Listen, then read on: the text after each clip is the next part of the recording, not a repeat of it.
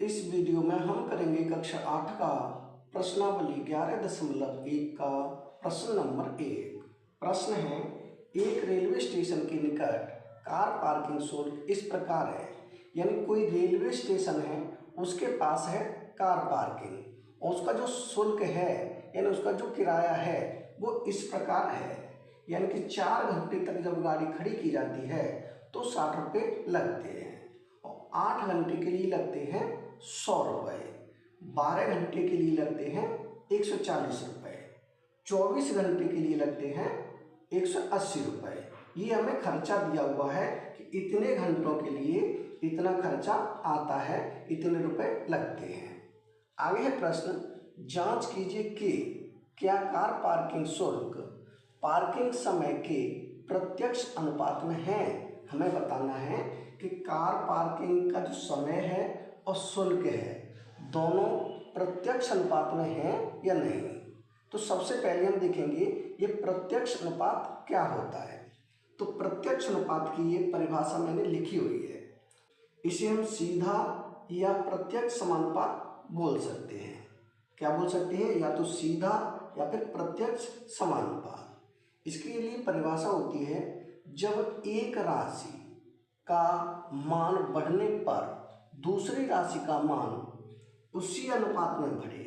यानी कि एक राशि का मान बढ़े तो दूसरी राशि का मान उसी अनुपात में बढ़े, या फिर एक राशि का मान घटने पर दूसरी राशि का मान भी उसी अनुपात में घटे। यानी कि अगर पहली राशि का मान बढ़े तो दूसरी राशि का मान उसी अनुपात में बढ़े, अगर पहली राशि का मान घटे तो दूसरी राशि का मान भी उसी अनुपात में घटे।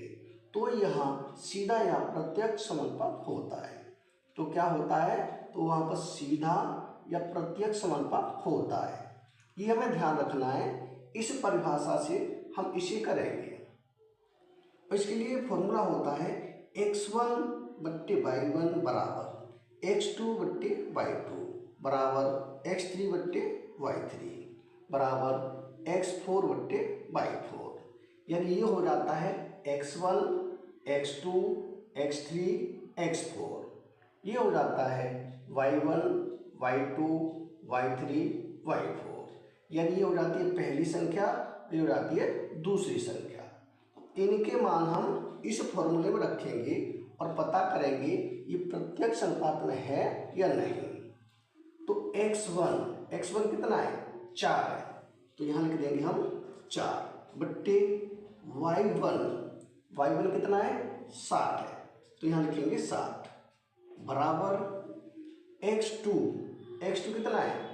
8 है, तो यहाँ लिखेंगे 8 बट्टे y2 कितना है? 100 है, तो यहाँ लिखेंगे हम 100 बराबर x3 कितना है?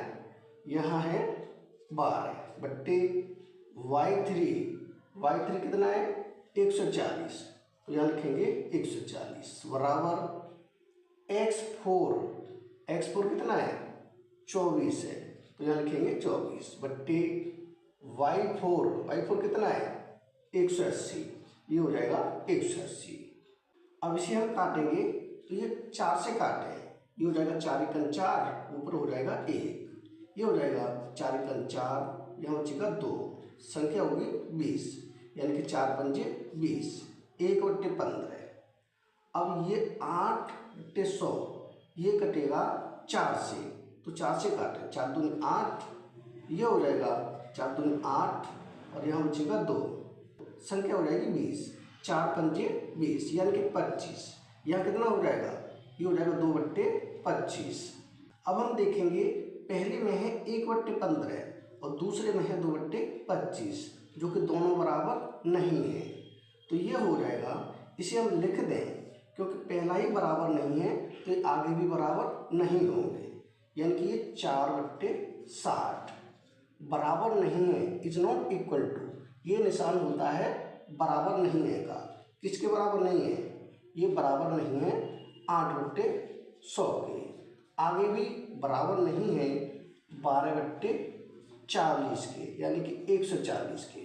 आगे बराबर नहीं है 24/180 के, यानी कि ये आपस में बराबर नहीं है, इनका जो अनुपात है वो बराबर नहीं है। इसका मतलब ये है कि ये प्रत्यक्ष अनुपात में नहीं है, प्रत्यक्ष अनुपात में नहीं है। तो यहाँ लिखेंगे यह प्रत्यक्ष अनुपात में नहीं है, यह प्रत्यक्ष अनुपात में नहीं है, यानी कि यह प्रत्यक्ष अनुपात में नहीं है। यही हो जाएगा हमारा उत्तर, यानी यह हो जाएगा हमारा पहले प्रश्न का उत्तर। यानी कि प्रश्न नंबर 1 हो चुका है कंप्लीट।